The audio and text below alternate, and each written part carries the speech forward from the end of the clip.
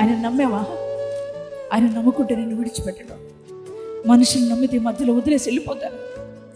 మనుషుల మీద ఆశ పెట్టుకుంటే వాళ్ళు వదిలేస్తారు, నడి సంద్రంలో వదిలేసి వెళ్ళిపోతారు. ఒకవేళ అలా విడిచిపెట్టబడిన స్థితిలో వచ్చావా? మనుషులు నమ్ముకుని మోసపోయి ఉన్నావా? కుటుంబాన్ని నమ్ముకుని మోసపోయి ఉన్నావా?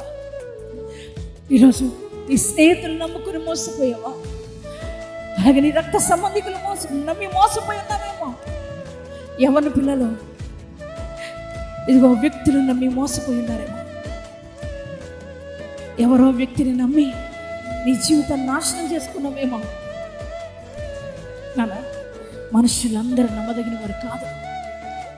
ఏ ఒక్కరు లేరు నమ్మదగిన వారు. కానీ యేసయ్య ఒక్కడి నమ్మదగిన దేవుడు. ఆయన నమ్మితే, ఆయన కనుక నమ్మితే చాలు. ఒక్కసారి నీ చేయబట్టుకుంటే ఎప్పుడు విడిచిపెట్టాడు.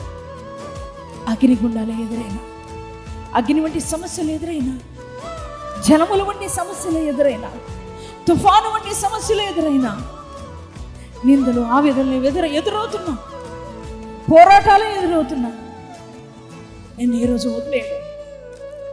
ఎలా చెప్పగలరండి? మమ్మల్ని వదిలేదు ఆయన. పోరాటాలు వస్తున్నప్పుడు, సమస్యలు వస్తున్నప్పుడు మనుషులందరూ వదిలేసి వెళ్ళిపోయారు. కానీ మాతో నిలిచింది యేసయ్య ఒక్కడే. ఆయన ఇప్పటికి కూడా సజీవుడిగా ఉన్నాడు. మీ జీవితంలో కూడా గొప్ప కార్యం చేయబోతున్నాడు. ఈరోజు మీకోసమైన కథలాలని ఈరోజు ఇక్కడికి మిమ్మల్ని తీసుకొని వచ్చాడు.